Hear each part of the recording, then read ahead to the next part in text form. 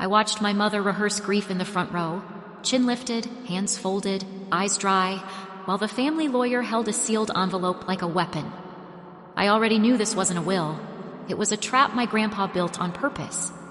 When the lawyer said, "There are instructions your father left regarding today," my stomach dropped. The funeral was about to tell the truth. I'm Stella, 32, living in Providence, Rhode Island, where old money hides behind brick facades and heritage is traded like stock. I work as an archivist for private collections, authenticating letters, tracing provenance, drafting transfer terms, and locking access when a legacy would be safer sealed than sold. My family calls that paperwork. Grandpa called it protection. In our house, I was the one who could handle it. Mom said it like a compliment that always came with a task. Dad treated it like a guarantee. If there was a crisis, I would show up, quietly, efficiently, and without asking for anything back. That arrangement felt normal until the night the hospital called and normal collapsed into fluorescent light. "Ms. Carter, your grandfather was brought in 20 minutes ago," the nurse said. "Massive heart attack. He might not make it." I was already grabbing my coat. In the car, I called Mom. Voicemail. Dad. Voicemail. I typed into our family chat, "He might not make it. Get here now." The message sat there like a flare no one bothered to see. At a red light, my phone buzzed. Mom's reply wasn't a call. It was a text. "You're closer. Just handle it." No question. No panic. No, "I'm coming." Just the familiar shove of responsibility into my hands, like she was passing me a heavy box and walking away before I could refuse. Something inside me went cold and clean, like glass. The hospital smelled like sanitizer and tired fear. A doctor explained risks in careful sentences and asked about a DNR I didn't know existed. I sat beside my grandpa's bed and held his hand while machines breathed and beeped in his place. His skin was warm, but his presence felt distant, as if he'd already started stepping away. I called Dad again. He finally answered, sounding annoyed, like I'd called to ask about a dinner reservation. "What's going on?" "He had a massive heart attack," I said. "They're doing everything they can." "Okay," Dad replied. "Keep me posted." In the background, I heard Mom, sharp and practical. "Tell her not to sign anything without us." Dad repeated it like an order. "Don't sign anything." Then he hung up. I stared at the dark screen, realizing they weren't worried about him. They were worried about control. Hours passed in the slow torture of waiting rooms. A nurse handed me forms with little boxes I didn't want to check. A resident asked me questions I couldn't answer because I wasn't supposed to be alone in this. I sent another message. "He's in critical condition. Please come." It stayed unread. At some point, I stepped into the hallway and texted Mom directly, "Are you coming or not?" Her response came 20 minutes later. "We can't tonight. You know your father's schedule. Just do what needs to be done." Do what needs to be done. Like love was a chore, like grief was an errand. By morning, the doctor pulled me aside. "I'm sorry," he said. "We did everything we could." There are words that stamp themselves onto you. My grandpa was gone. The machines fell quiet as if the room finally respected the truth. I called Mom and told her. She paused. Too long, too empty, then said, "We'll deal with it later." That was all. No, "How are you?" No, "I'm coming." No grief, just scheduling. After I left the hospital, I went to my grandpa's house because I couldn't stand the idea of strangers boxing his life without knowing what it meant. The key was still under the planter. Inside, his study felt like an archive built from patience. Labeled boxes, ribbon-tied letters, journals stacked with care. He never left anything by accident. That was the detail that scared me most. On his desk, folders were arranged in a neat row, not drafts. Executed documents with notarized stamps, and beneath them, a thick envelope in his handwriting, "For legal execution only." My phone rang. "Mom." "I heard," she said. "You're at his house. Good. Don't touch anything important. Your father and I will come by later. We need to go through it." Go through it meant take it.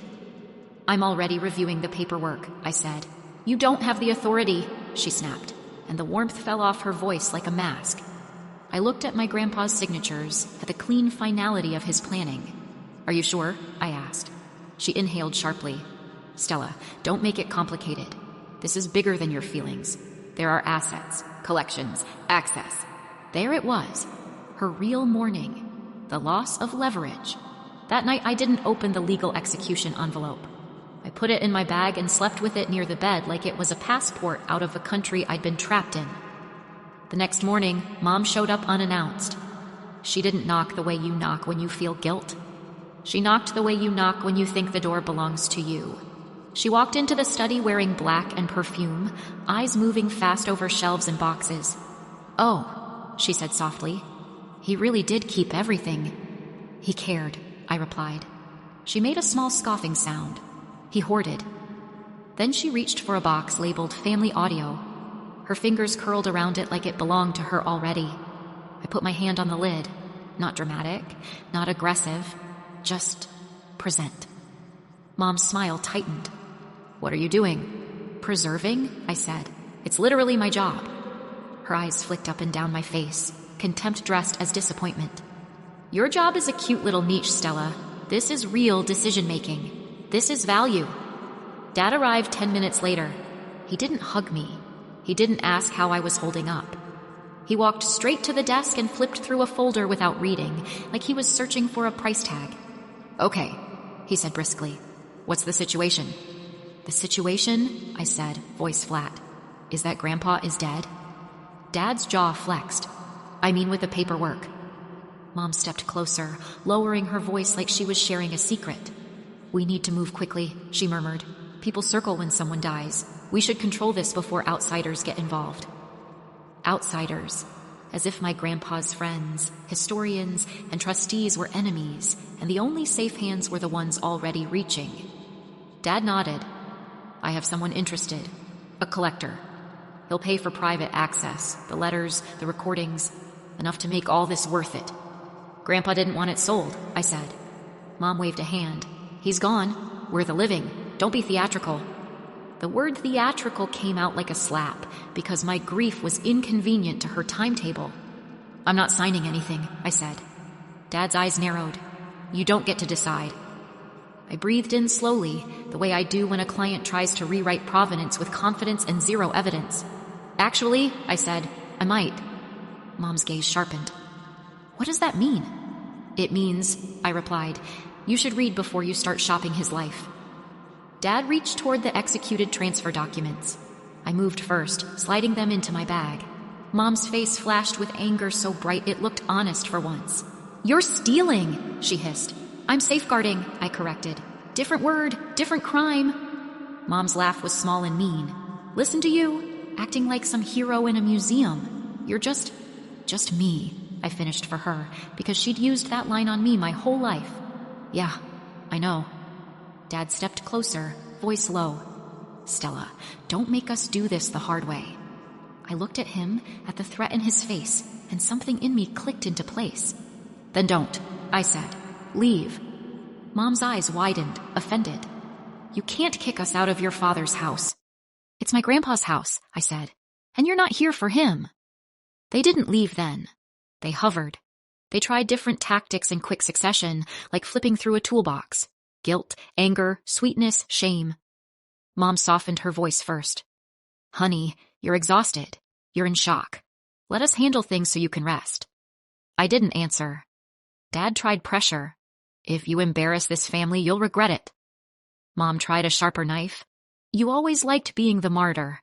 It's your whole personality." That one landed, because it was partly true. I had built a life around being useful, because being loved felt like a luxury my family didn't stock. I left before I started crying in front of them. I drove to my office, hands tight on the steering wheel, and called the family lawyer. He asked me to come in immediately. His office was quiet in a way that made my skin itch. Legal quiet. The kind that says, whatever you feel, paper will decide. I placed the thick envelope on his desk. He didn't open it right away. His eyes rested on my grandpa's handwriting. Respect and caution flickered across his face. "You found it?" he said. "What did he do?" My voice came out smaller than I wanted. 10 days before his passing, he replied, your grandfather updated his estate plan. He transferred the entire private archive into a closed cultural fund. You are the managing trustee. You control access and preservation. My throat tightened. And my mother? Excluded from administrative control, he said. No access rights under the new documents. A relief I didn't want to feel pressed against my ribs. Relief isn't pure when it comes from a loved one being unmasked. There's also a directive for the funeral, he continued. Condition-based. What condition? If his daughter attends, the lawyer said, watching my reaction. There is an audio file to be played, and explicit instructions about who may speak. My skin prickled. What's on the audio? The lawyer didn't offer comfort. Evidence, he said. Your grandfather wanted it heard publicly, under the correct circumstances. When I left, Mom texted me a photo of herself outside the funeral home, dressed in black, captioned, "We'll be there. Don't make a scene." As if the scene wasn't already written. The night before the funeral, Dad called. His voice was controlled, which meant dangerous. "You met with the lawyer," he said. "Yes." "You think you're smart," he said. "You think because you file other people's secrets, you can file ours." I waited, letting his words hang. Silence is a tool. I'm good at tools. Mom's voice cut in on speaker. "Stella, stop playing games. You owe us. He was our responsibility for years." I almost laughed. Responsibility? The man who raised them, who gave them everything he could, reduced to a line item in a speech. "You didn't come," I said quietly. Mom's pause was a confession. "Don't start that again." "You weren't there," I repeated. "Not at the hospital. Not when he was dying." Dad snapped. "Because you were there. That's how this works." That sentence turned my stomach. That's how this works. The family rule carved into me. Your value is your usefulness. "I'm hanging up," I said. Mom's voice sharpened instantly. "If you ruin me tomorrow—" "You already did," I answered, and ended the call. The morning of the funeral, Mom arrived early, dressed in black like she'd been cast for it. She took the front row, folded her hands, and practiced the right facial muscles. Dad stood beside her with a stiff jaw and the look of a man who hates being powerless. When I walked in, Mom hissed without turning her head, "Don't glare. People can tell when you're bitter." "People can tell when you're lying," I murmured, and kept walking. The service moved through polite, generic grief until the lawyer stood. He held the sealed envelope. The room quieted in that particular way it does when people sense money hiding under mourning. "There are instructions your father left regarding today," the lawyer said. Mom sat taller, ready to deliver her speech, ready to speak for a man she didn't show up to save. The lawyer opened the envelope. Paper crackled. He read, steady and clear, "If my daughter is here, do not let her speak for me." A ripple went through the room. Mom's face tightened, then froze. He continued, "Instead, play the recording I prepared." Mom stood abruptly. "No," she said, voice rising. "This is inappropriate. My father wouldn't want—" "Your father was explicit, ma'am," the lawyer replied, calm as a locked door. He pressed play. Mom's own voice filled the room, bright and cruel in its casualness. "He won't last much longer," the recording said. "Once he's gone, we'll finally move the archive. We'll have people begging for access." A low murmur rolled through the chairs. Someone shifted away from Mom like greed carried a smell. Then her voice again, sharper, amused. "Stella will handle the hospital. She always does." My stomach flipped. That line wasn't just betrayal. It was a confession of how long they'd used me. The recording ended. Silence didn't empty the room. It loaded it. Mom's mouth opened. "That's out of context," she rasped, eyes wide with panic. "That's private." "Ma'am," the lawyer said, "you have been instructed not to speak." Dad stepped forward, angry and embarrassed. "This is a family matter," he barked. No one defended him. People didn't shout. They simply looked away from my parents, and that quiet rejection was louder than any insult. The lawyer unfolded a second page. "Effective immediately," he read, "my daughter is excluded from any inheritance or administrative control of my private archives. She is prohibited from accessing, removing, selling, licensing, or transferring any portion of the collection. Any contest will trigger full disclosure of recorded materials relevant to her actions." Mom's face collapsed, not into grief, but into naked fear. "I appoint my granddaughter as managing trustee and sole administrator of the archive transfer," the lawyer finished. Mom turned toward me, trembling with rage. "You did this. I didn't, I said, and my voice surprised me with its steadiness. He did. Dad hissed. Fix it. Tell him to stop. I looked at him, the man who couldn't be bothered to come to the hospital, and something old in me finally died without drama. No, I said. I'm done handling it. Mom's eyes shone, tears ready like a weapon. You'd ruin your own mother? You ruined yourself, I replied. I just stopped covering for you. She left the room in a rush of heels and humiliation. Dad followed, jaw clenched, refusing to look at anyone. No one stopped them. No one chased them. Not even the people who used to call them good family. That evening, I went back to my archive workspace, a small climate-controlled room with acid-free boxes and quiet, the kind of quiet that feels like respect. I brought in the first box from my grandpa's study and opened it under my desk lamp. On top was a flash drive labeled in his handwriting, last file. I plugged it in and pressed play. His voice came through soft but clear. If you're hearing this, I'm not there, he said, and I could hear the smile he didn't have to perform. I'm sorry you were alone at the hospital. I'm sorry you were told to handle it, like love is a chore. My eyes burned. I saw you, he continued. You stayed. That's all that mattered. Keep it safe. Keep it true. The file ended. The room held his words like a sealed letter. I didn't make a speech. I didn't need to. I opened a folder, wrote the first inventory line, and kept working. Hands steady, heart raw, spine finally straight. The morale settled quietly, the way real truths do. People will praise you as strong when they really mean convenient. The day you stop being convenient is the day you find out who never